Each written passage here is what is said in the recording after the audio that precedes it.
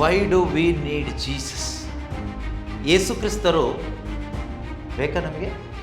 ಮಾನವರೆಲ್ಲರೂ ಪಾಪಿಗಳೇ. ನೀವು ಕೇಳ್ಬೋದು, ನಾವೇನು ಮಾಡಿದ್ದೀವಿ ಅಂಥದ್ದು? ನೀವೇನು ಮಾಡಿಲ್ಲ, ಅದನ್ನೇ ಹೇಳ್ತೇನೆ. ನೀವೇನೋ ಮಾಡಿದ್ದಕ್ಕೆ ನೀವು ಯಾರೂ ಪಾಪಿಗಳಾಗಿಲ್ಲ. ಮಾಡಿದ್ದು ಆದಾಮ ಎಂಬ ಆ ಮನುಷ್ಯ.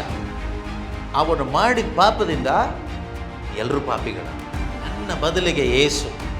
ಇದು ನಾವು ಅರ್ಥ ಮಾಡಿಕೊಂಡಾಗ, ಅರ್ಥ ಆಗೋ ಥರ ವಿವರಿಸಿ ಹೇಳಬೇಕು, ಅಷ್ಟೊಂದು ಸಮಯ ಇಲ್ಲ ಈಗ. ಆದರೆ ಇದು ಅರ್ಥ ಆಗಬೇಕು. ಅದನ್ನು ಅರ್ಥ ಮಾಡಿಸ್ಲಿಕ್ಕೆ ಈ ಬೈಬಲ್ ಪುಸ್ತಕ ಇರೋದು. ನನ್ನ ಬದಲಿಗೆ ಯೇಸು.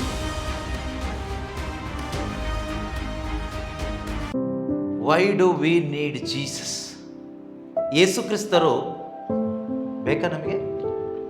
ಯಾಕೆ ಬೇಕು? ಯೇಸು ಬೇಕಾ? ಬೇಕು. ಯಾಕೆ ಬೇಕು? ಆತ್ಮ ಶುದ್ಧಿ ಮಾಡಿಕೊಳ್ಳಲಿಕ್ಕೆ. ಬೇರೆ ಇರಲಿ, ಪರವಾಗಿಲ್ಲ. ಯೇಸು ಯಾಕೆ ಬೇಕು ಅಂತ ನಾನು ಕೇಳುವಾಗ ನಿಮ್ಮೊಬ್ಬೊಬ್ಬರಿಗೂ ನಿಮ್ಮದೇ ಆದ ಒಂದೊಂದು ಉತ್ತರ ಇರ್ಬೋದು.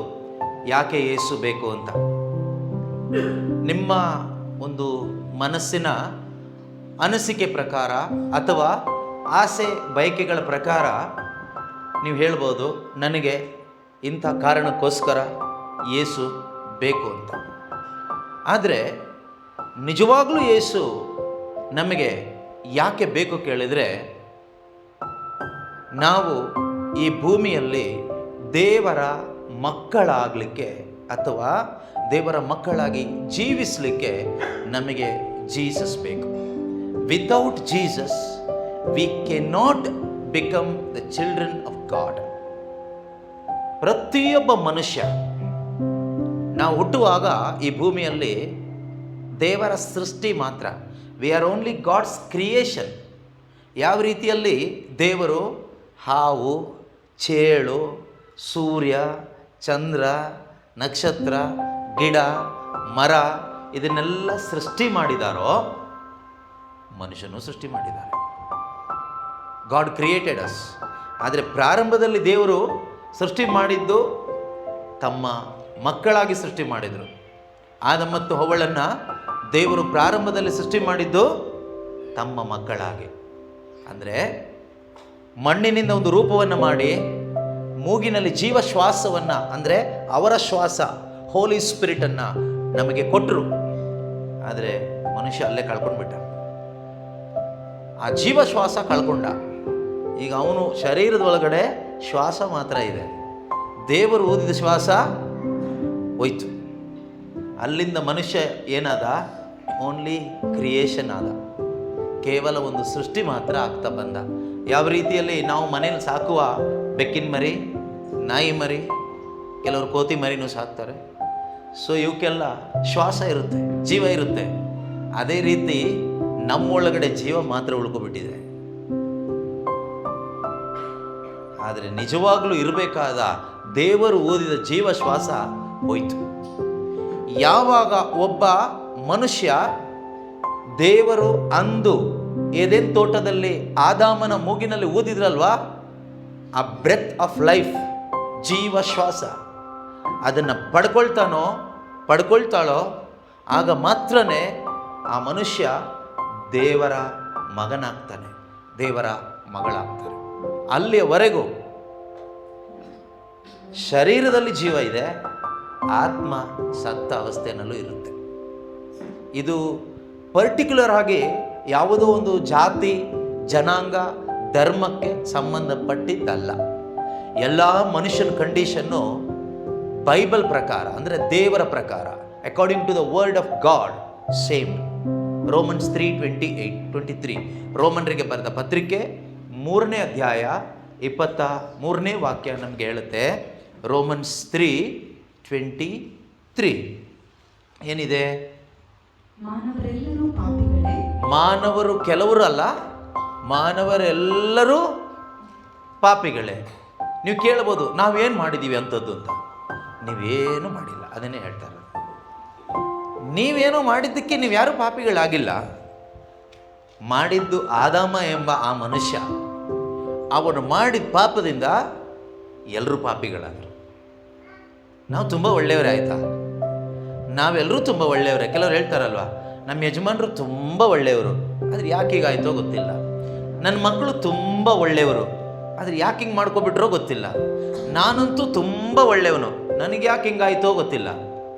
ನಿಮ್ಮ ದೃಷ್ಟಿಯಲ್ಲಿ, ಲೋಕದ ದೃಷ್ಟಿಯಲ್ಲಿ ನಾವೆಲ್ಲರೂ ತುಂಬ ಒಳ್ಳೆಯವರೇ. ಆದರೆ ದೇವ್ರದ್ದೊಂದು ದೃಷ್ಟಿ ಇದೆಯಲ್ವಾ? ದೇವರ ದೃಷ್ಟಿಯಲ್ಲಿ ನೋಡುವಾಗ ಮಾನವರೆಲ್ಲರೂ ಪಾಪಿಗಳು. ಹಾಗಂತ ಹೇಳಿಬಿಟ್ಟು ದೇವರು ಕೈ ಬಿಟ್ಟಿಲ್ಲ. ಎಲ್ಲರೂ ಪಾಪಿಗಳೇ ಅಂತ ಹೇಳಿಬಿಟ್ಟು ಹಾಳಾಗಿ ಹೋಗಲಿ, ನಾಶವಾಗಿ ಹೋಗಲಿ ಅಂತ ಯಾರನ್ನು ಕೂಡ ದೇವರು ನಾಶ ಆಗಲಿಕ್ಕೆ ಕೈ ಬಿಟ್ಟಿಲ್ಲ. ಪಾಪಿಗಳನ್ನು ರಕ್ಷಣೆ ಮಾಡಬೇಕೆಂಬ ದೇವರ ಒಂದು ಆಲೋಚನೆ ದೇವರು ನೆರವೇರಿಸಿದರು ಯೇಸು ಕ್ರಿಸ್ತನ ಮುಖಾಂತರ. ಬೈಬಲ್ ಹೇಳುತ್ತೆ, ಮಾನವರೆಲ್ಲರೂ ಪಾಪಿಗಳೇ. ನಮಗಿದು ಅರ್ಥ ಆಗಬೇಕು. I must understand from where I have come. ನಾನು ಎಲ್ಲಿಂದ ಬಂದಿದ್ದೀನಿ, ಈಗ ನಾನು ಎಲ್ಲಿದ್ದೀನಿ, ಮುಂದೆ ನಾನು ಎಲ್ಲಿಗೆ ಹೋಗ್ತೀನಿ, ನನಗೆ ಸರಿಯಾಗಿ ಅರ್ಥ ಆಗಬೇಕು. ಇಲ್ಲದೆ ಇದ್ದರೆ ಸುಮ್ಮನೆ ಕೈ ತಟ್ಟಿ ಪ್ರಾರ್ಥನೆ ಮಾಡಿಕೊಂಡು ಅಲ್ಲೆಲ್ಲೂ ಹೇಳ್ಕೊಂಡು ಚರ್ಚಿಗೆ ಹೋಗಿ ಬೈಬಲ್ ಓದಿ ಆತ್ಮದಲ್ಲಿ ಸತ್ತವರಾಗಿ ಕೋರ್ಸ್ ಕಂಪ್ಲೀಟ್ ಅಂತ ಹೋಗ್ಬೇಕಾಗತ್ತೆ. ಬೆಕ್ಕಿನ ಮರಿತಾರ, ನಾಯಿ ಮರಿತಾರ. ಕ್ರಿಶ್ಚಿಯನ್ ಆಗಿ ಆ ಥರ ಆಗಬಾರ್ದು. ಸುಮ್ಮನೆ ಹೆಸರಿಗೆ ಮಾತ್ರ ಕ್ರೈಸ್ತರು, ಆದರೆ ಒಳಗಡೆ ಜೀವ ಇಲ್ಲದೆ ಇದ್ದರೆ ಏನು ಪ್ರಯೋಜನ? ಹೆಸರಿಗೆ ಕ್ರೈಸ್ತರೇ, ಚರ್ಚಿಗೆ ಹೋಗ್ತೀವಿ, ಪ್ರಾರ್ಥನೆ ಮಾಡ್ತೀವಿ, ಬೈಬಲ್ ಓದ್ತೀವಿ, ಒಳಗಡೆ ಕ್ರಿಸ್ತನ ಆತ್ಮ ಇರಬೇಕು, ಯೇಸುವಿನ ಜೀವ ನಮ್ಮ ಒಳಗಡೆ ಇರಬೇಕು. Every Christian must bear the life of Christ in him, in her. Then only you are a Christian. Christian ಅಂದ ತಕ್ಷಣ ಹೇಗೆ? ಕ್ರಿಸ್ತನ ಜೀವ ಅಂದರೆ ಹೋಲಿ ಸ್ಪಿರಿಟ್ ಇನ್ನು ಒಳಗಡೆ ಇದ್ದರೆ you are a true Christian. Bible ಹೇಳುತ್ತೆ, all are sinners according to God's word. ದೇವರ ವಾಕ್ಯದ ಪ್ರಕಾರ ಎಲ್ಲರೂ, ಮಾನವರೆಲ್ಲರೂ, ಇಲ್ಲಿ ಒಳ್ಳೆಯವರು, ಕೆಟ್ಟವರು, ಕ್ರೈಸ್ತರು, ಅಕ್ರೈಸ್ತರು, ಯಹೂದ್ಯರು ಬರಲ್ಲ. ಎಲ್ಲರೂ ಅಂದರೆ ಎಲ್ಲರೂ, ನಾನು ನೀವು, ಇದೇ ನಮ್ಮ ಕಂಡೀಷನ್ ಆಗಿತ್ತು. ಮಾನವರೆಲ್ಲರೂ ಪಾಪಿಗಳೇ. ಎಲ್ಲರೂ ದೈವದತ್ತ ಮಹಿಮೆಯನ್ನ ಕಳೆದುಕೊಂಡವ್ರೆ. ಏನು ಕಳ್ಕೊಂಡ್ವಿ ನಾವು? ಹಾಗಾದ್ರೆ ದೇವದತ್ತ ಮಹಿಮೆ ಅಂದರೆ ಆ ಪರಿಶುದ್ಧ ಆತ್ಮನನ್ನ ಕಳ್ಕೊಂಡವ್ರೆ. ನೀವು ಕೇಳ್ಬೋದು, ನಾವು ಪಡ್ಕೊಳ್ಳೇ ಇಲ್ವಲ್ಲ, ಎಲ್ಲಿ ಕಳ್ಕೊಳ್ಳೋದು ಅಂತ. ನೀವು ಪಡ್ಕೊಳ್ಳೋಕ್ಕಿಂತ ಮುಂಚೆನೇ ಕಳ್ಕೊಂಡವ್ರಾಗೆ ಬಂದ್ಬಿಟ್ವಿ ಎಲ್ಲರೂ. ಎಲ್ಲ ಮನುಷ್ಯರ origin sinful origin, because of Adam, not because of you are anybody. ಆದಾಮ ಎಂಬೊಬ್ಬ ಮನುಷ್ಯ ಇದನ್ನೆಲ್ಲ ದೇವರು ಸೃಷ್ಟಿ ಮಾಡಿದ ಮೊದಲನೇ ಮನುಷ್ಯ, ನನ್ನ ನಿಮ್ಮ ಪ್ರತಿನಿಧಿಯಾಗಿ ದೇವರು ಸೃಷ್ಟಿ ಮಾಡಿದ ಮನುಷ್ಯ. ಸೊ ಅವನು ಮಾಡಿದ ಅಪರಾಧದಿಂದ ಏನಾಯಿತು ಅಂದರೆ ಎಲ್ಲ ಮಾನವರು ದೇವರ ದೃಷ್ಟಿಯಲ್ಲಿ ಪಾಪಿಗಳಾದರೂ. ನಷ್ಟ ಆಗಿದ್ದೇನು ಅಂದರೆ ಒಳಗಡೆ ಇರಬೇಕಾದ ಆ ಮಹಿಮೆ, ದ ಗ್ಲೋರಿ ಆಫ್ ಗಾಡ್, ಅದು ಹೋಯ್ತು. ಈಗ ಮನುಷ್ಯ ಏನಾದ? ಆತ್ಮದಲ್ಲಿ ಸತ್ತವನಾಗ್ಬಿಟ್ಟ. Was dead in spirit. Physically is alive. Inside ugly, outside beautiful. ಒಳಗಡೆ ಕುರುಪಿ, ಹೊರಗಡೆ ತುಂಬ ಸೌಂದರ್ಯವಂತ ಎಲ್ಲ ಇದೆ. ಒಳಗಡೆ ಸತ್ತ ಅವಸ್ಥೆ, ಹೊರಗಡೆ ನಮಗೆ ಜೀವ ಇದೆ. ನಮ್ಮ ಮನೆಯಲ್ಲಿ ಸಾಕುವ ಪ್ರಾಣಿಗಳ ಥರ ಜೀವ ಇದೆ. ಟೈಮಿಗೆ ಕರೆಕ್ಟಾಗಿ ಊಟ ಮಾಡ್ತೀವಿ, ತಿಂದು ಜಾಸ್ತಿ ಆದರೆ ಎಕ್ಸಸೈಸ್ ಮಾಡ್ತೀವಿ, ದುಡಿತೀವಿ. ಕತ್ತೆಗಳು ದುಡಿತಲ್ವ? ಕತ್ತೆ, ಎತ್ತು, ಕೋಣ ಎಲ್ಲ ದುಡಿಮೆ ಮಾಡುತ್ತಲ್ಲ. ಮನುಷ್ಯನು ದುಡಿತಾನೆ, ತಿಂತಾನೆ, ಮಧ್ಯದಲ್ಲಿ ಕಾಯಿಲೆ ಬರುತ್ತೆ. ಅವುಗಳಿಗೆ ಪ್ರಾರ್ಥನೆ ಮಾಡಲಿಕ್ಕೆ ಯಾರು ಹೇಳ್ಕೊಡೋದಿಲ್ಲ, ಸೊ ಪ್ರಾರ್ಥನೆ ಮಾಡೋದಿಲ್ಲ. ನಾವು ಸ್ವಲ್ಪ ಬುದ್ಧಿವಂತರು, ಎಕ್ಸ್ಟ್ರಾ ಬುದ್ಧಿ ಇದೆ, ಅವರು ಇವರು ಹೇಳ್ಕೊಡ್ತಾರೆ. ಅಲ್ಲಿ ಪ್ರಾರ್ಥನೆ ಮಾಡಿ, ಇಲ್ಲಿ ಪ್ರಾರ್ಥನೆ ಮಾಡಿ, ಆ ಪ್ರಾರ್ಥನೆ ಮಾಡಿ, ಈ ಪ್ರಾರ್ಥನೆ ಮಾಡಿ, ಅವ್ರ ಹತ್ರ ಪ್ರೇಯರ್ ಮಾಡಿಸ್ಕೊಳ್ಳಿ, ಇವ್ರ ಹತ್ರ ಪ್ರೇಯರ್ ಮಾಡಿಸ್ಕೊಳ್ಳಿ. ಸೊ ಬುದ್ಧಿ ಉಪಯೋಗಿಸಿ ಸ್ವಲ್ಪ ಅದೆಲ್ಲ ಸರ್ಕಸ್ ಮಾಡ್ತೀವಿ. ಸ್ವಲ್ಪ ಕಾಯಿಲೆ ವಾಸಿ ಆಗ್ಬೋದು, ಟ್ರೀಟ್ಮೆಂಟ್ ತೊಗೊಳ್ತೀವಿ, ಒಂದಿನ ಸತ್ತು ಹೋಗ್ತೀವಿ. ಆಲ್ರೆಡಿ ಒಳಗಡೆ ಸತ್ತವರಾಗಿಯೇ ಇರ್ತೀವಿ, ಒಂದಿನ ಸತ್ತು ಹೋಗ್ತೀವಿ. ಪ್ರಶ್ನೆ, ಬದುಕಿ ಏನು ಪ್ರಯೋಜನ ಆಯಿತು? ಇಷ್ಟು ವರ್ಷ ಬದುಕಿ, ಇಷ್ಟೆಲ್ಲ ಕಷ್ಟಪಟ್ಟು ಜೀವಿಸಿ, ಎಷ್ಟೋ ಸುಳ್ಳು ಹೇಳಿರ್ತೀವಿ, ಎಷ್ಟೋ ಮೋಸ ಮಾಡಿರ್ತೀವಿ ಬದುಕೋದಕ್ಕೋಸ್ಕರ, ಯಾರ್ಯಾರ್ದೋ ತಲೆ ಹೊಡೆದಿರ್ತೀವಿ, ನಮ್ಗೆ ಅದೆಲ್ಲ ನೆನಪಿರೋದಿಲ್ಲ ಬಿಡಿ. ಕೆಲವು ಟೈಮ್ ಮಾತಾಡಿ ತಲೆ ಹೊಡೆದಿರ್ತೀವಿ, ಎಷ್ಟೋ ವಂಚನೆ ಮಾಡಿರ್ತೀವಿ, ಅನ್ಯಾಯ ಮಾಡಿರ್ತೀವಿ, ಸುಳ್ಳು ಮೋಸ ಅನ್ಯಾಯ ವಂಚನೆ ಮಾಡಿ ದೇವರ ಹೆಸರು ಹೇಳ್ಕೊಂಡು ಹೆಂಗೋ ಬಂದಿರ್ತೀವಿ ಇಲ್ಲಿ ತನಕ. ಒಂದಿನ ಸತ್ತೋಗ್ತೀವಿ, ಬದುಕಿ ಏನು ಪ್ರಯೋಜನ ಆಯಿತು? Question, what is the purpose of your life, your existence? ಈ ಭೂಮಿಯಲ್ಲಿ ಈ ಒಂದು ಶರೀರ ಇಟ್ಕೊಂಡು ಬದುಕಿದ್ರಿಂದ ಏನು ಲಾಭ ಆಯಿತು? ನಿನಗೂ ನೆಮ್ಮದಿ ಇಲ್ಲ, ನಿನ್ನಿಂದ ಏನಾದರೂ ಉಪಯೋಗ ಆಗಿದೆಯಾ? ಕ್ವಶನ್. ಪ್ರೀತಿಯ ಸಹೋದರ ಸಹೋದರಿಯರೇ, ದೇವರು ವೇಸ್ಟ್ ಆಗಿ ಒಬ್ಬ ಮನುಷ್ಯನನ್ನು ಸೃಷ್ಟಿ ಮಾಡಿಲ್ಲ. ವೇಸ್ಟ್ ಅಂತ, ಯೂಸ್ಲೆಸ್ ಅಂತ ಒಬ್ಬನ್ನು ಸೃಷ್ಟಿ ಮಾಡಿಲ್ಲ. ಆದರೆ ಎಷ್ಟೋ ಜನ ಇಂದು ಯೂಸ್ಫುಲ್ ಆಗ್ತಾ ಇಲ್ಲ, ದೇವರಿಗೆ ಉಪಯೋಗ ಆಗ್ತಾ ಇಲ್ಲ. ಕಾರಣ ಏನು ಗೊತ್ತಾ? ಒಂದು ಮುಖ್ಯವಾದ ಕಾರಣ, ಒಳಗಡೆ ಇನ್ನೂ ಇರಬೇಕಾದವನಿಲ್ಲ. ಒಳಗಡೆ ಯಾರು ಇರಬೇಕಾಗಿತ್ತು? ಒಳಗಡೆ ಮನೆ ಕಟ್ಟಿದವನು ಇರಬೇಕಾಗಿತ್ತು. ನಿನ್ನ ದೇಹ ಎಂಬ ಈ ಗುಡಾರವನ್ನು, ಈ ಮನೆಯನ್ನು ಕಟ್ಟಿದ್ದು ದೇವರು. God is the creator of you and me. ದೇವರು ನಮ್ಮನ್ನು ಸೃಷ್ಟಿ ಮಾಡಿದ್ದು ಯಾಕೆ ಗೊತ್ತಾ? ನಮ್ಮ ಒಳಗಡೆ ವಾಸ ಮಾಡಲಿಕ್ಕೆ. ನಾವು ಕಟ್ಟುವಂತಹ ಈ ಒಂದು ಗುಡಿಯಲ್ಲಿ ಅಥವಾ ನಾವು ಕಟ್ಟುವಂಥ ಕ್ರಿಬ್ಬಲ್ಲಿ ಇರಲಿಕ್ಕಲ್ಲ ಯೇಸು ಬಯಸೋದು ನಮ್ಮ ಹೃದಯದಲ್ಲಿ, ನಮ್ಮ ಒಳಗಡೆ ಜೀವಿಸಲಿಕ್ಕೆ. ಯೇಸು ನಮ್ಮ ಒಳಗಡೆ ಜೀವಿಸುವಾಗ ಏನಾಗುತ್ತೆ ಗೊತ್ತಾ? ನಮ್ಮ ಜೀವನ ದೇವರ ಮಕ್ಕಳ ಜೀವನವಾಗ್ತದೆ. We will become the children of God. ಅಲ್ಲಿವರೆಗೂ ಏನು? ಅಲ್ಲಿವರೆಗೂ ಚಿಲ್ಡ್ರನ್ ಆಫ್ ಡೆವಿಲ್ ಅಷ್ಟೇ. ಎಲ್ಲಿವರೆಗೆ ಯೇಸು ಕ್ರಿಸ್ತರು ನಮ್ಮ ಒಳಗಡೆ ಬರೋದಿಲ್ವೋ ಅಲ್ಲಿವರೆಗೂ ನಾವು ಯಾರು ಕೇಳಿದರೆ ನಮ್ಮ ಐಡೆಂಟಿಟಿ ಇಷ್ಟೇ, ಚಿಲ್ಡ್ರನ್ ಆಫ್ ಡೆವಿಲ್, ಪಿಶಾಚಿಯ ಮಕ್ಕಳು. ನೀವು ಕೆಟ್ಟದ್ದು ಮಾಡಬೇಕು ಅಂತ ಏನಿಲ್ಲ, ಕೆಟ್ಟದ್ದೇನು ಮಾಡಬೇಕು ಅಂತ ಏನಿಲ್ಲ. ಒಳಗಡೆ ಡೆಡ್ ಆಗಿರೋದ್ರಿಂದ, ಆತ್ಮದಲ್ಲಿ ಸತ್ತವರಾಗಿರೋದ್ರಿಂದ, ಪರಿಶುದ್ಧಾತ್ಮನನ್ನು ಸ್ವೀಕಾರ ಮಾಡದೇ ಇರೋದ್ರಿಂದ, ದೇವರ ಪುತ್ರ ನಮ್ಮಲ್ಲಿ ಇಲ್ಲದೆ ಇರೋದ್ರಿಂದ, we are the children of devil. Not because we are doing something evil, but that is our origin. ಆದರೆ ಈ ಪೈಶಾಚಿಕ ಅವಸ್ಥೆಯಲ್ಲಿದ್ದ ನಮ್ಮನ್ನು ದೇವರ ಮಕ್ಕಳನ್ನಾಗಿ ಪರಿವರ್ತಿಸಲಿಕ್ಕೋಸ್ಕರ ಯೇಸು ಕ್ರಿಸ್ತರು ಈ ಧರೆಗೆ ಬಂದಿದ್ದು. ಈಗ ಈ ಯೇಸು ಕ್ರಿಸ್ತರಲ್ಲಿ ಯಾರೆಲ್ಲ ವಿಶ್ವಾಸ ಇಡ್ತಾರೋ, ಯೋಹಾನನ ಶುಭ ಸಂದೇಶ ಅಧ್ಯಾಯ 1 ವಾಕ್ಯ 12, gospel of John chapter 1 verse 12, ಯೋಹಾನನು ಬರೆದ ಶುಭ ಸಂದೇಶ ಅಧ್ಯಾಯ 1 ವಾಕ್ಯ 12ರಲ್ಲಿ ನಾವು ಓದ್ತೀವಿ, ಎಲ್ಲರೂ ಅಲ್ಲ ಕೆಲವರಾದರೂ ಅವರನ್ನು ಅಂದರೆ ಯೇಸುವನ್ನು. ನೀವಲ್ಲಿ 1ನೇ ವಾಕ್ಯದಿಂದ ಓದ್ತಾ ಬಂದರೆ ನಮಗೆ ಗೊತ್ತಾಗುತ್ತೆ, ಕೆಲವರಾದರೂ ಅವರನ್ನು ಬರಮಾಡಿಕೊಂಡರು.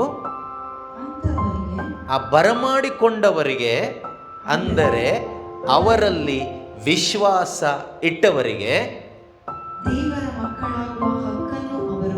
Price the lord. ಏನು ಹಕ್ಕು ಕೊಟ್ಟರು? ಯಾರಿಗೆ ಈ ಹಕ್ಕು? ಯಾರಿಗೆ? ಏನಂತ ವಿಶ್ವಾಸ ಇಟ್ಟವರಿಗೆ? ಏನಂದು ವಿಶ್ವಾಸ ಇಟ್ಟವರಿಗೆ? ಈಗ ಎಲ್ಲ ಕ್ರೈಸ್ತರನ್ನು ಕೇಳಿ ನೋಡಿ, ನೀವು ಯಾರನ್ನ ನಂಬ್ತೀರಿ? ನಾವು ಯೇಸುನೇ ನಂಬೋದು.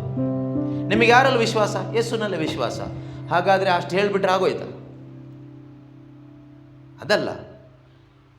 ಆತನಲ್ಲಿ ವಿಶ್ವಾಸ ಇಟ್ಟವರಿಗೆ ಅಂದರೆ ಯೇಸು ಕ್ರಿಸ್ತರು ನನ್ನ ಸಬ್ಸ್ಟಿಟ್ಯೂಟ್ ಆಗಿದ್ದಾರೆ. That should be my faith.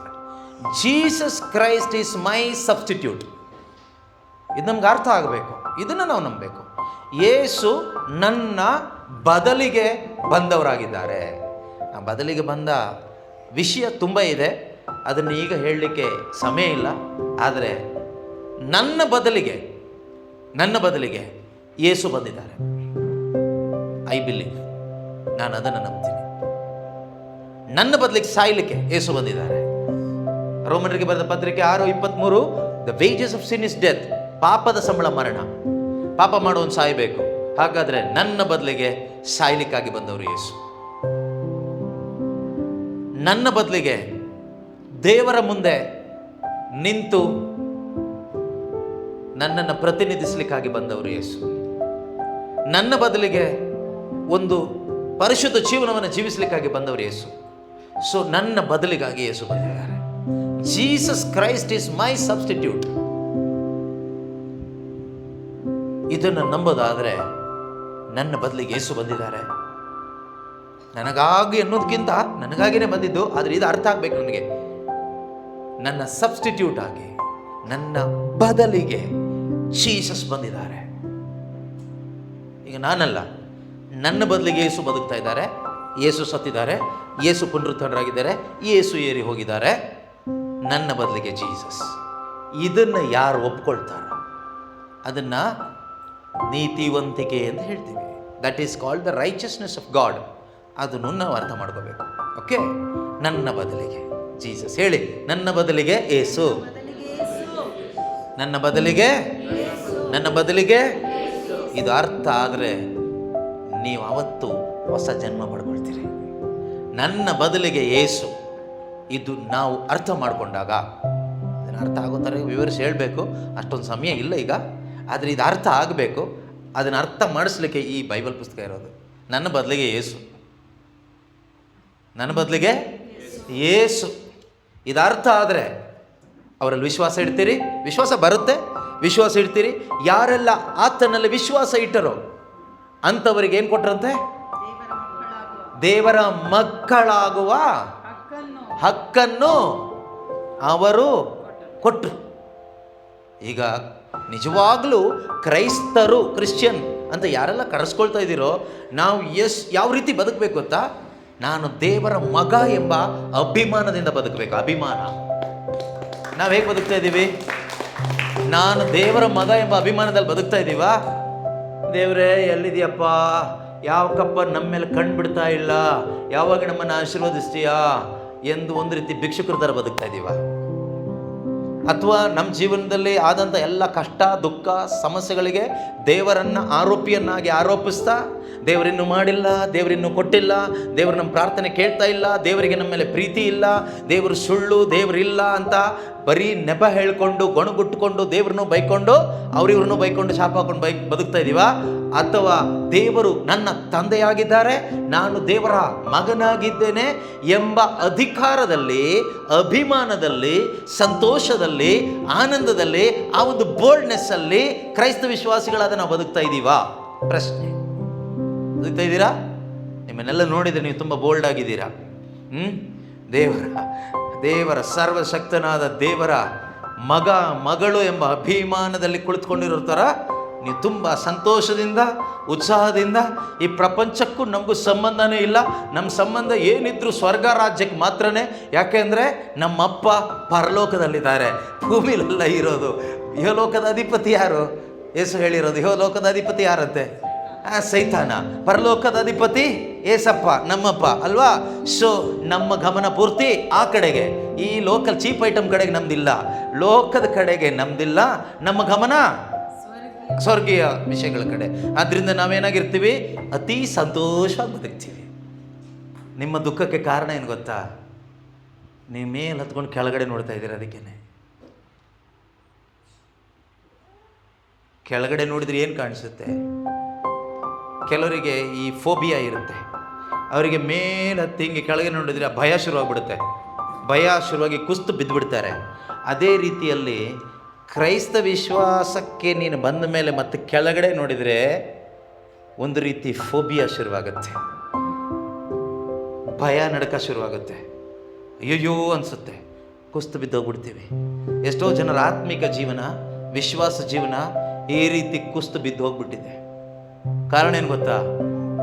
ನೀನು ಮೇಲ್ ನೋಡ್ತಾ ಬದುಕಬೇಕು, ಮೇಲ್ ಹತ್ಬಿಟ್ಟು ಕೆಳಗೆ ನೋಡೋದಲ್ಲ.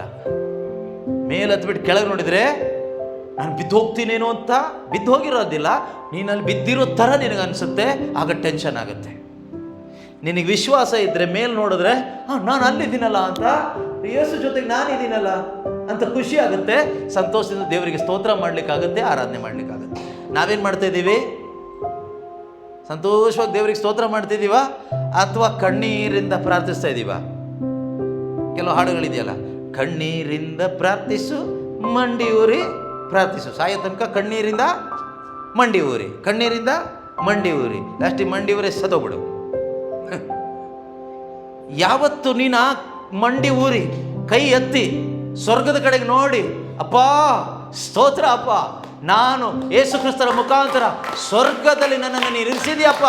ಅಪ್ಪ, ನಿನ್ನ ಬಲಪಾರ್ಶ್ವದಲ್ಲಿ ನಿಮ್ಮ ಏಕೈಕ ಪುತ್ರ ಯೇಸು ಕ್ರಿಸ್ತನ ಮುಖಾಂತರ ಅಯೋಗ್ಯನಾಗಿದ್ದ ನನ್ನನ್ನು ನೀನು ನೀತಿವಂತನನ್ನಾಗಿ ಮಾಡಿ ಇರಿಸಿದೆಯಲ್ಲಪ್ಪ.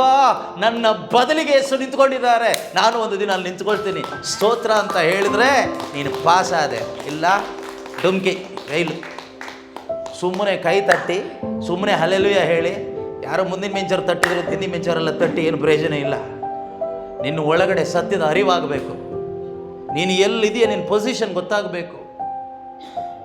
ಯೇಸು ಕ್ರಿಸ್ತನಲ್ಲಿ ನೀನು ದೇವರ ಮಗನಾಗಿದೆಯಾ. ಯೇಸು ಈ ಭೂಮಿಗೆ ಬಂದಿದ್ದು ನಮಗೆ ಹೊಸ ಜನ್ಮ ಕೊಡಲಿಕ್ಕೆ, ಆತ್ಮದಲ್ಲಿ ಸತ್ತಿದ್ದಂಥ ನಮಗೆ ಹೊಸ ಜೀವ ಕೊಡಲಿಕ್ಕೆ, ನಿತ್ಯವಾದ ಜೀವ ಕೊಡಲಿಕ್ಕೆ ಯೇಸು ಕ್ರಿಸ್ತರು ಈ ಭೂಮಿಗೆ ಬಂದಿದ್ದು. ಯೇಸು ಕ್ರಿಸ್ತರಿಂದ ನೀನು ಅದನ್ನು ಪಡ್ಕೊಳ್ಳದೇ ಇದ್ದರೆ ನಿನ್ನಂಥ ನಿರ್ಭಾಗ್ಯಳು ಈ ಭೂಮಿ ಮೇಲೆ ಬೇರೆ ಯಾರೂ ಇಲ್ಲ. ಯೇಸುನ ನಂಬದೆ ನಿತ್ಯ ಜೀವ ಇಲ್ಲ. ನಿರ್ಭಾಗ್ಯನು ಆತನಲ್ಲಿ ವಿಶ್ವಾಸ ಇಟ್ಟ ಪ್ರತಿಯೊಬ್ಬರಿಗೂ ನಿಜವಾಗ್ಲೂ ಸಿಕ್ಕಬೇಕಾಗಿರೋದು ಏನು ಗೊತ್ತಾ? ಈ ಒಂದು ಪೊಸಿಷನ್ ಸಿಗುತ್ತೆ. ದೇವರು ಸುಳ್ಳು ಹೇಳೋದಿಲ್ಲ. ಇದು ಮನುಷ್ಯ ಕೊಡೋ ಪೊಸಿಷನ್ ಅಲ್ಲ, ದೇವರ ವಾಕ್ಯ ಹೇಳೋದು. ಇನ್ನೊಂದು ಸರಿ ಓದೋಣ, ಯೋಹಾನ 1:12 ಕಂಟಿನ್ಯೂ. ಅಂಥವರ ಜನನು, ಎಂಥವರ ಜನ ನಾವು? ಯೇಸು ನನ್ನ ಸಬ್ಸ್ಟಿಟ್ಯೂಟ್, ಯೇಸು ನನ್ನ ಬದಲಿಗೆ ಎಂದು ವಿಶ್ವಾಸ ಇಟ್ಟವರ ಜನನ. ವಿಶ್ವಾಸ ಇಟ್ಟವನಿಗೆ ಏನು ಸಿಗುತ್ತೆ ಗೊತ್ತ? ಒಂದು ಹೊಸ ಜನ್ಮ ಸಿಗುತ್ತೆ, ಎ ನ್ಯೂ ಲೈಫ್. ಕೆಲವರು ಈ ನ್ಯೂ ಲೈಫ್ ಅಂತ ಒಂದು ಗುಂಪಿದೆ, ಆ ನ್ಯೂ ಲೈಫಿಗೆ ಸೇರ್ಕೊಳ್ತಾರೆ. ಅಂದರೆ ಒಳಗಡೆ ನ್ಯೂ ಲೈಫ್ ಇಲ್ದಿದ್ರೆ ಪ್ರಯೋಜನ ಇಲ್ಲ. ಒಳಗಡೆ ನ್ಯೂ ಲೈಫ್ ಇಲ್ಲದೆ ನೀವು ಯಾವ ಗ್ರೂಪಲ್ಲಿ ಇದ್ರೂ ಪ್ರಯೋಜನ ಇಲ್ಲ. ಒಳಗಡೆ ನ್ಯೂ ಲೈಫ್ ಇದ್ದರೆ ನೀನು ಯಾವ ಗ್ರೂಪಲ್ಲಿ ಇದ್ರೂ ಪರವಾಗಿಲ್ಲ, ನೀನು ಯಾವ ಡಿನಾಮಿನೇಷನಲ್ಲಾದರೂ ಇರು, ನಿನ್ನೊಳಗಡೆ ನ್ಯೂ ಲೈಫ್ ಇರಬೇಕು. ನಿನ್ನೊಳಗಡೆ ನ್ಯೂ ಲೈಫ್ ಇಲ್ಲದೆ ಸುಮ್ಮನೆ ನ್ಯೂ ಲೈಫ್, ಆ ಲೈಫ್, ಈ ಲೈಫ್ ಅಂತ ಹೋಗಿ ಅಲ್ಲಿ ಇಲ್ಲಿ ಸೇರಿಕೊಂಡು ಏನು ಉಪಯೋಗ ಇಲ್ಲ. ನ್ಯೂ ಲೈಫ್ ಒಳಗಡೆ ಇದೆಯಾ? New life, your life is settled there in heaven. ಇಲ್ಲಿ ಎಲ್ಲಾದರೂ ಇದಕ್ಕೂ ಪರವಾಗಿಲ್ಲ, ಲೋಕದ ಲೆಕ್ಕಾಚಾರಕ್ಕೆ. ಆದರೆ ಪ್ರೀತಿಯ ಸಹೋದರ ಸಹೋದರಿಯರೇ, ಈ ಸತ್ಯದ ಅರಿವು ನಮಗಾಗಬೇಕು. ನನ್ನ ಬದಲಿಗೆ ಯೇಸು. ಯಾರ ಬದಲಿಗೆ ಯೇಸು? ಯಾರ ಬದಲಿಗೆ ಯೇಸು? ಯಾರ ಬದಲಿಗೆ ಯೇಸು? ಈಗ ಯೇಸು ಎಲ್ಲಿದ್ದಾರೆ? ಹಿಂದಿನ ಬೆಂಚಲ್ಲಿದ್ದಾರೆ, ಹೇಳಿ ನೋಡೋಣ. ಈಗ ಯೇಸು ಎಲ್ಲಿದ್ದಾರೆ? ನಮ್ಮಲ್ಲಿ. ಓಕೆ, ನಮ್ಮ ಮಧ್ಯದಲ್ಲಿದ್ದಾರೆ, ನಮ್ಮಲ್ಲಿದ್ದಾರೆ, ಅದೆಲ್ಲ ಸತ್ಯ. ಅದಕ್ಕಿಂತ ಹೆಚ್ಚಾಗಿ ಯೇಸು ಕ್ರಿಸ್ತರು ಸ್ವರ್ಗದಲ್ಲಿದ್ದಾರೆ, ಪಿತದೇವರ ಬಲಪಾರ್ಶ್ವದಲ್ಲಿ ಇದ್ದಾರಾ? ಅದು ಸತ್ಯನೇ ಅಲ್ವಾ? ವಿಶ್ವಾಸಿಯ ಒಳಗೆ ಇರೋದು ಸತ್ಯ. 2-3 ಒಟ್ಟಾಗಿ ಸೇರುವಾಗ ಅವರ ಮಧ್ಯದಲ್ಲಿ ಇರೋದು ಸತ್ಯ. ಅದೇ ಥರ ಸತ್ಯ ಸ್ವರ್ಗದಲ್ಲಿದ್ದಾರೆ. ಹಾಗಾದರೆ ಯೇಸು ಕ್ರಿಸ್ತರ ಮುಖಾಂತರ ನಾನೆಲ್ಲಿದ್ದೀನಿ? ನನ್ನ ಬದಲಿಗೆ ಯೇಸು ಅಂದಾಗ ಈಗ ಯೇಸು ಸ್ವರ್ಗದಲ್ಲಿ ಪಿತನ ಬಲಪಾರ್ಶ್ವದಲ್ಲಿ ಯಾರ ಬದಲಿಗೆ ನಿಂತ್ಕೊಂಡಿರೋದು? ನಂಬಿಕೆ ಇಲ್ಲಲ್ಲ? ಧೈರ್ಯವಾಗಿ ಹೇಳಿ, ಹೆದರ್ಕೊಂಡು ಹೇಳಬೇಡಿ. ನಾನು ಕೇಳ್ತಾ ಇದ್ದೀನಿ ಅಂತ ಹೇಳ್ಬಿಟ್ಟು ನೀವು ಹೇಳಬೇಡಿ. ನಿಜ ಪ್ರೀತಿಯ ಸಹೋದರ ಸಹೋದರಿಯರೇ, ನಿನ್ನ ಬದಲಿಗೆ ಯೇಸು ಸ್ವರ್ಗದಲ್ಲಿ ಪಿತದೇವರ ಬಲಪಾರ್ಶ್ವದಲ್ಲಿ ನಿಂತುಕೊಂಡಿದ್ದಾರೆ. ಹಾಗಾದರೆ ಯೇಸು ಕ್ರಿಸ್ತರ ಮುಖಾಂತರ ನಾನು ಈಗ ಎಲ್ಲಿ ನಿಂತ್ಕೊಂಡಿದ್ದೀನಿ? ಪಿತನ ಬಲಪಾರ್ಶ್ವದಲ್ಲಿ ಈಗ ನಿಂತ್ಕೊಂಡಿದ್ದೀನಿ. ಅಲ್ಲಿಂದ ಉದುರಿ ಕೆಳಗೆ ಬೀಳದೆ ಇರೋ ಥರ ನೋಡ್ಕೋಬೇಕಷ್ಟೆ. ಈಗ ನಾನು ಸ್ವರ್ಗಕ್ಕೆ ಹೋಗ್ತೀನಿ ಅಲ್ಲ, ಅದು ನನ್ನ ಹೋಪ್. ಆದರೆ ಮೈ ಫೇತ್ ಏನು ಗೊತ್ತಾ? Already I am in heaven. That's my faith. What's my hope? I'll go there, I'll reach there. What's my hope? Faith, I'll reach there. I am already there. What's my hope? I'll go there. ನಾನಲ್ಲಿ ಹೋಗ್ತೀನಿ. ಇದು ಯಾರು ಕೊಡ್ತಾರೆ? ಈ hope ಯಾರು ಕೊಡ್ತಾರೆ? ನಿನ್ನ ಒಳಗಡೆ ಬಂದಿರತಕ್ಕಂಥ hope of glory, Jesus Christ. ಈ ಹೋಪ್ ನಿನ್ನ ಒಳಗಡೆ ಕೊಡ್ತಾರೆ. ಒಳಗಡೆ ಅವ್ರು ಇಲ್ಲದೆ ಇದ್ದರೆ ನಮ್ಮ ಲೈಫ್ ಹೋಪ್ಲೆಸ್. ಏನು ಬ್ರದರ್, ಜೀವನದಲ್ಲಿ ಹೋಪೇ ಇಲ್ಲ, ಏನು ಮಾಡಿದರೂ ಏನು ಪ್ರಯೋಜನ ಇಲ್ಲ. ಏನು ಪ್ರಯೋಜನ ಆಗಲ್ಲ, ಹೆದರ್ಕೋಬೇಡ. ಏನೆಲ್ಲ ಪ್ರೇಯರ್ ಮಾಡ್ತೀವಿ, ಎಲ್ಲೆಲ್ಲ ಹೋಗ್ತೀವಿ, ಅವ್ರು ಕರೆದ್ರೆ ಅಲ್ಲಿ ಹೋಗ್ತೀವಿ, ಇವ್ರು ಕರೆದ್ರೆ ಇಲ್ಲಿ ಹೋಗ್ತೀವಿ, ಎಲ್ಲ ಆಗುತ್ತೆ ಆಗುತ್ತೆ ಆಗುತ್ತೆ ಅಂತಾರೆ. ಏನೂ ಆಗ್ತಾ ಇಲ್ಲ. ಯಾವಾಗ ಆಗುತ್ತೆ? ಯೇಸು ಬರ್ತಾರಲ್ಲ ಸೆಕೆಂಡ್ ಟೈಮ್, ಆಗ ಆಗುತ್ತೆ ನಿನ್ನ ಕತೆ. ಅಷ್ಟು ತನಕ ಜೀವಂತವಾಗಿದ್ದರೆ. ಸುಮ್ಮನೆ ಆ ಫಾಲ್ಸ್ ಹೋಪ್ ಕೊಡೋರನ್ನ ಫಸ್ಟ್ ಓಡಿಸಿ. ಆಗುತ್ತೆ ಆಗುತ್ತೆ ಆಗುತ್ತೆ. ಏನಾಗುತ್ತೆ? ಮಣ್ಣು ಏನಾಗುತ್ತಮ್ಮ? ಏನೂ ಆಗಲ್ಲ. ನಿಜ ಹೇಳ್ತೀನಿ, ಏನೂ ಆಗಲ್ಲ. ಇದೆಲ್ಲ ಮಾರ್ಕೆಟಿಂಗ್ ಅಷ್ಟೇ, ಬಿಸ್ನೆಸ್. ಒಂದಿಷ್ಟು ಜನನ ಒಟ್ಟಾಕ್ಬೋದು, ಒಂದಿಷ್ಟು ದುಡ್ಡು ತುಂಬಿಸ್ಕೋಬೋದು ಅಷ್ಟೇ, ಆಗೋದು ಬೇರೆ ಏನಿಲ್ಲ. ಸತ್ಯ ತಿಳ್ಕೊಳ್ಳಿ, ನಿತ್ಯ ಜೀವ ಪಡ್ಕೊಳ್ಳಿ. ಒಳಗಡೆ ಇರ್ತಕ್ಕಂಥ ಮರಣದಿಂದ ಹೊರಗೆ ಬನ್ನಿ, ಜೀವಕ್ಕೆ ಬನ್ನಿ. ಜೀವಕ್ಕೆ ಬರಲಿಕ್ಕೆ ಆಗೋದು ಯಾವಾಗ ಗೊತ್ತಾ? ಶುಭ ಸಂದೇಶಕ್ಕೆ ಕಿವಿ ಕೊಟ್ಟಾಗ. ನಿಮ್ಮ ಒಳಗಡೆ ಬರೀ ಜೀವ ಅಲ್ಲ ಬರೋದು, ನಿತ್ಯವಾದ ಜೀವ. ಯೇಸುನೇ ಒಳಗಡೆ ಬರ್ತಾರೆ. ಯೇಸು ಹೇಳ್ತಾರಲ್ವಾ, ಐ ಆಮ್ ದ ಲೈಫ್, ನಾನೇ ಜೀವ. ಆ ನಾನೇ, ನಾನು ಮಾತ್ರನೇ ನಿಜವಾದ ಜೀವ ಅಂತ ಏನು ಹೇಳಿದಾರಲ್ಲ, ಆ ಜೀವವಾಗಿರುವ ದೇವರು ನಮ್ಮ ಒಳಗಡೆ ಬಂದಾಗ ನಮ್ಮಲ್ಲೂ ಜೀವ ಬರುತ್ತೆ, ನಾವು ಜೀವಂತರಾಗ್ತೀವಿ, ನಮಗೆ ಆ ಸಂತೋಷ ಬರುತ್ತೆ. ಆ ಸಂತೋಷ ಬರಬೇಕಾದ್ರೆ ನೀವು ಎಲ್ಲೂ ಹೋಗೋದು ಬೇಡ, ನಿಮ್ಮ ಒಳಗಡೆ ಯೇಸು ಬಂದರೆ ಸಂತೋಷ ಬರುತ್ತೆ, ಪರಮಾನಂದ ಬರುತ್ತೆ. ಅದಕ್ಕೆ ಕ್ರಿಸ್ತನ ಜನನದ ಬಗ್ಗೆ ಆ ದೇವದೂತರು ಏನು ಹೇಳ್ತಾರೆ? ಜನರೆಲ್ಲರಿಗೂ ಪರಮಾನಂದ ತರುವ ಶುಭ ಸಂದೇಶ ನಾನು ಈ ದಿನ ನಿಮಗೆ ಸಾರ್ತೀನಿ. ಅದು ಏನೆಂದರೆ, ಕ್ರಿಸ್ತ ನಿಮಗಾಗಿ ಜನಿಸಿದ್ದಾರೆ. A saviour has born for you in the city of David.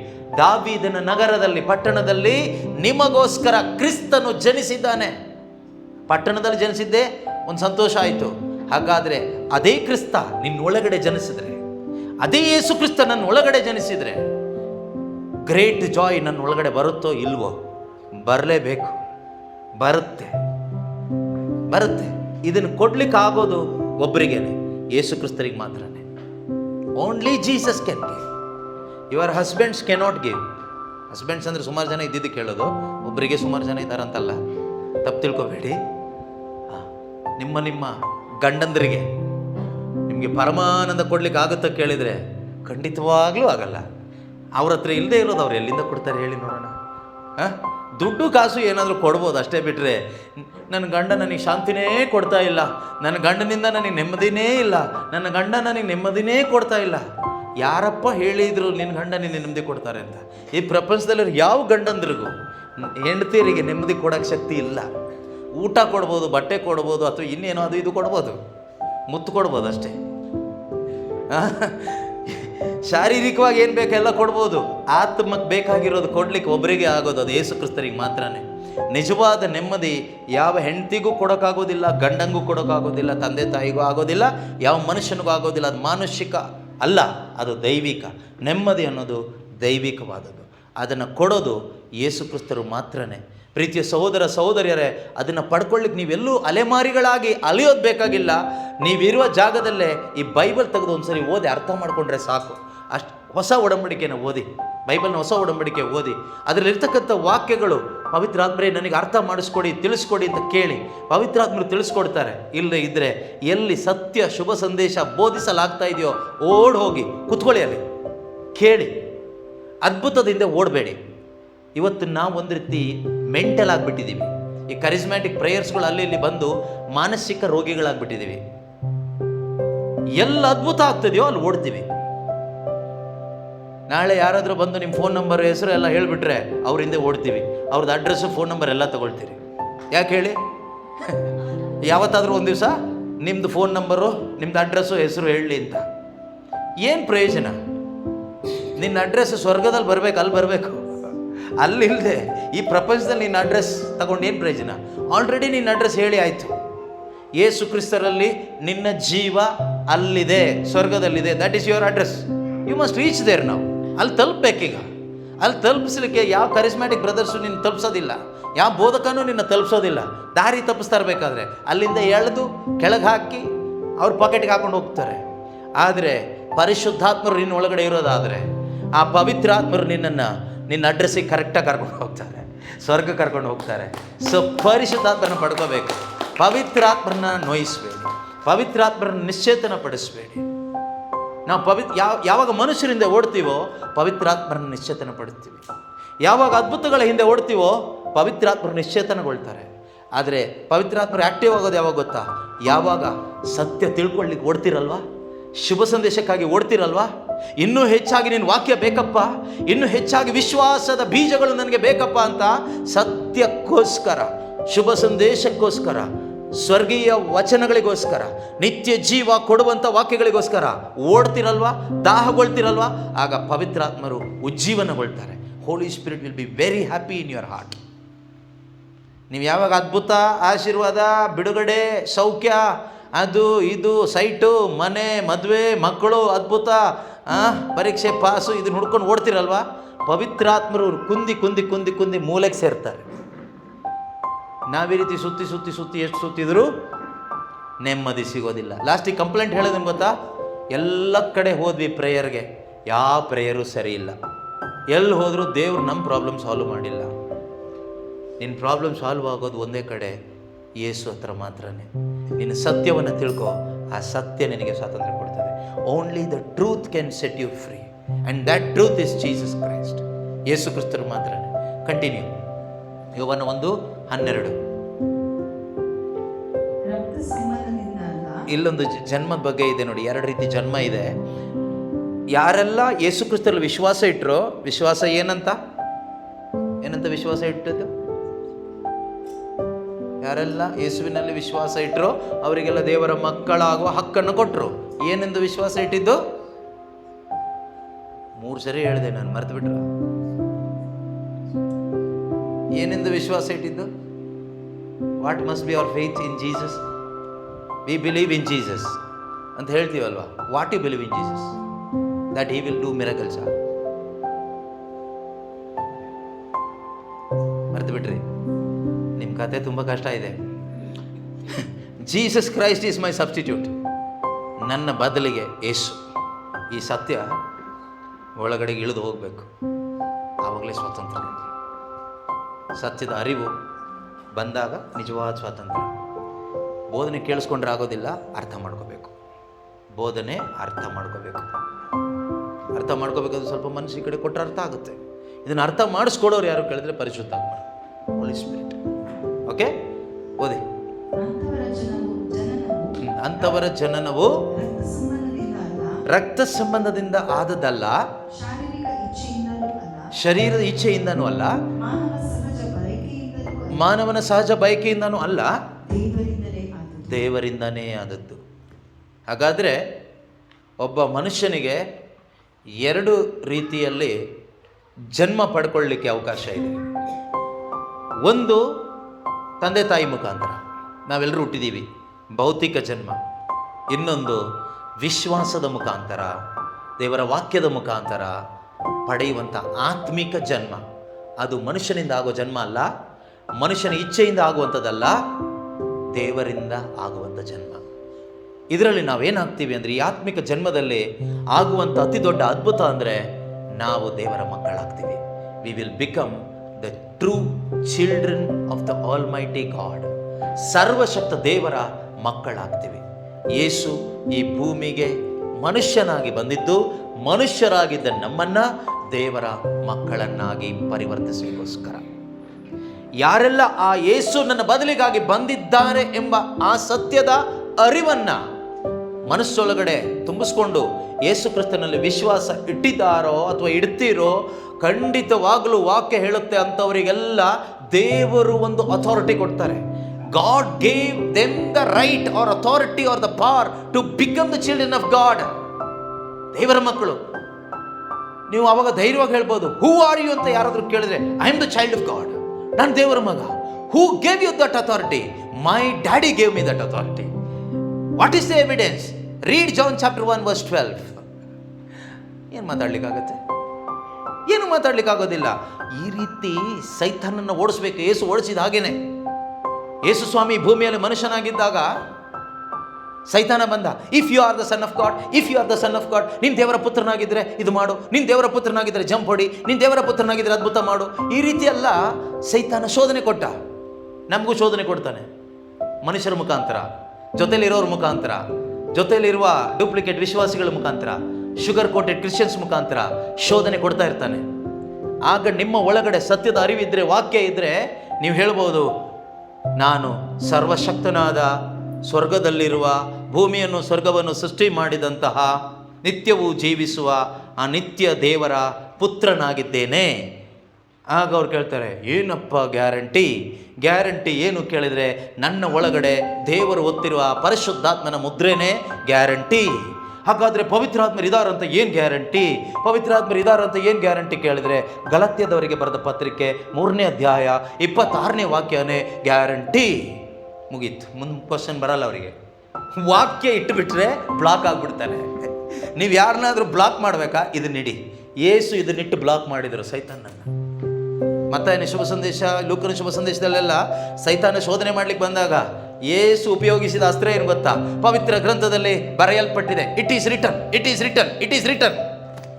ನಾವೇ ರಿಟರ್ನ್ ಹೇಳೋದೆಲ್ಲ ಬರೀ ಶರೀರಕ್ಕೆ ಸಂಬಂಧಪಟ್ಟ ವಿಷಯಕ್ಕೆ, ಆತ್ಮಕ್ಕೆ ಸಂಬಂಧಪಟ್ಟ ವಿಷಯಕ್ಕೆ ಮಾತ್ರನೇ ಬೈಬಲ್ ಇರೋದು, ಶರೀರಕ್ಕೆ ಸಂಬಂಧಪಟ್ಟಿದ್ದಕ್ಕಲ್ಲ.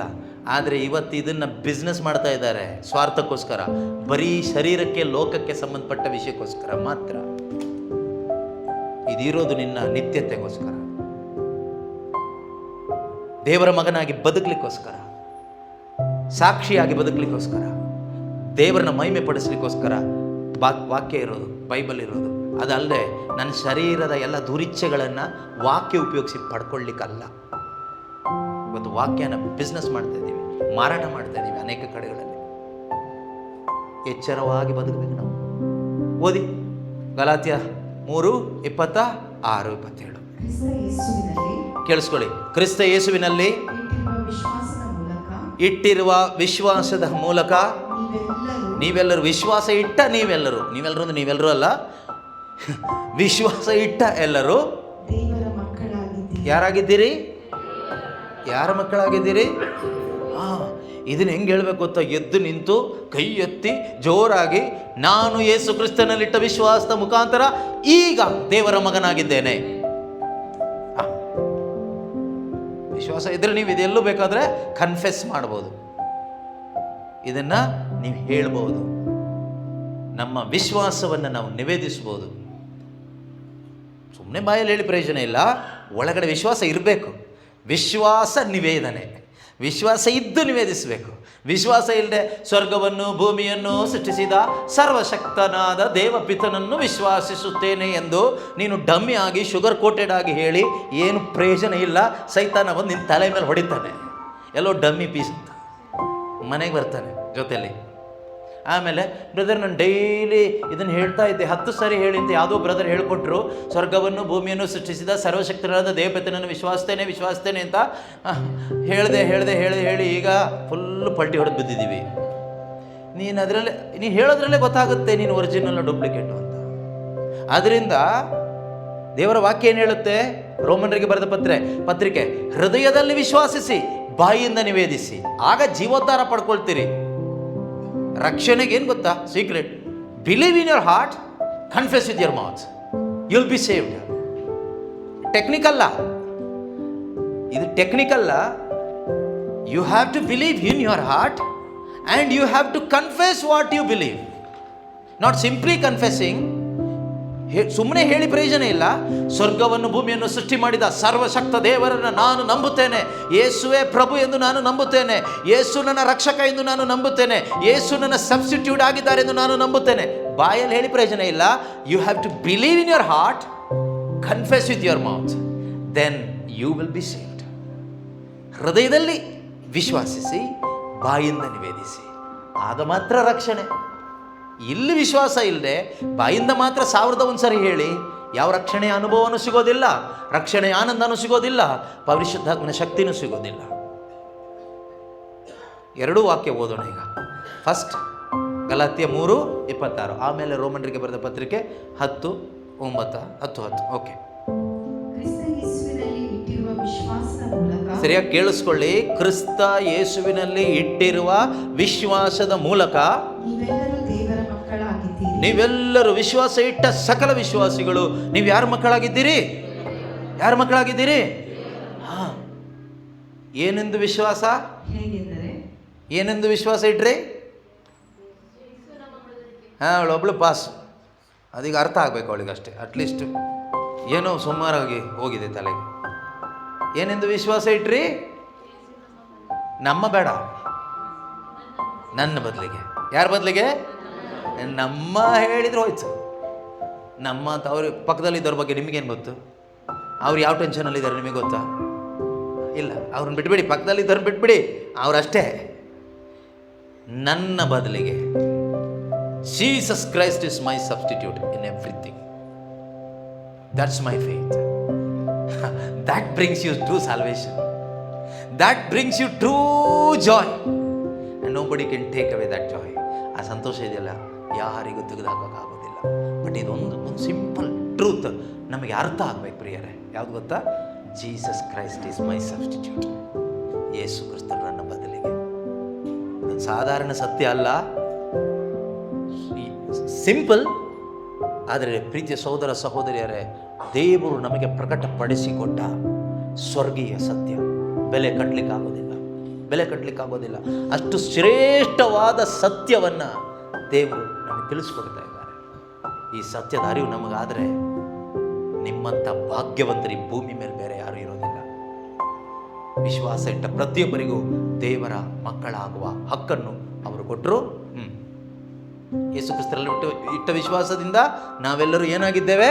ದೇವರ ಮಕ್ಕಳಾಗಿದ್ದೇವೆ. ಮಾತ್ರ ಅಲ್ಲ, ಅಬ್ರಹಾಮನ ಸಂತತಿ ಕೂಡ ಆಗಿದ್ದೇವೆ. ಅಲ್ಲಿ ಬೇಡಬೇಡಿ, ರೋಮನ್ರಿಗೆ ಬರೋದು ಪತ್ರಿಕೆಯಲ್ಲಿ ಇರುವ ವಾಕ್ಯವನ್ನು ಓದಿ ನಿಲ್ಲಿಸೋಣ ಇವತ್ತಿಗೆ. ಹೌದು, ಕೇಳಿಸ್ಕೊಳ್ಳಿ. ಯೇಸು ಸ್ವಾಮಿಯೇ ಪ್ರಭು ಎಂದು ಬಾಯಿಂದ ನಿವೇದಿಸಿ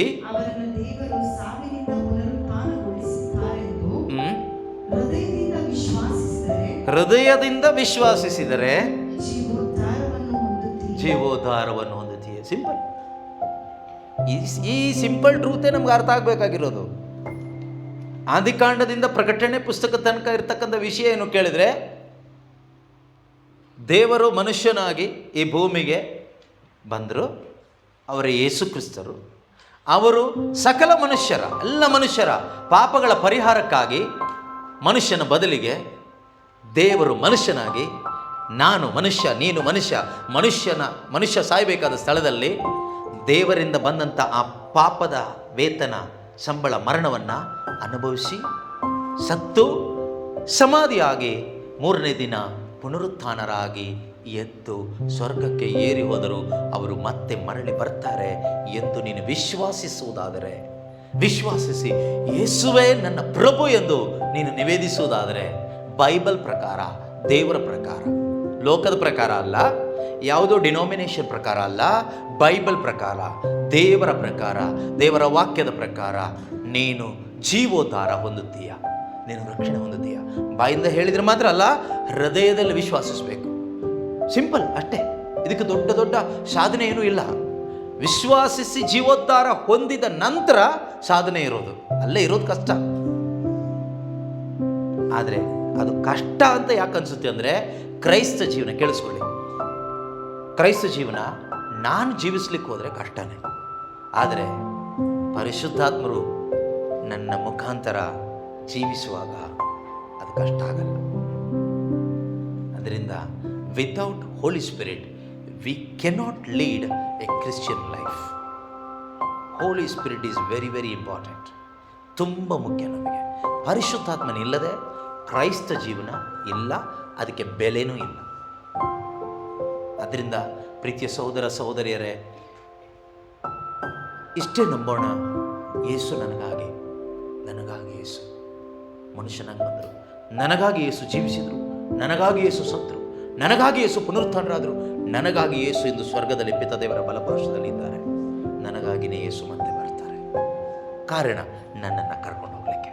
ನಾನು ಏನನ್ನು ನಿರೀಕ್ಷಿಸ್ತಾ ಇದ್ದೀನೋ ಆ ನಿರೀಕ್ಷೆ ಕಡೆಗೆ ನನ್ನನ್ನು ಕರ್ಕೊಂಡು ಹೋಗಲಿಕ್ಕೆ ಯೇಸು ಮತ್ತೆ ಬರ್ತಾರೆ.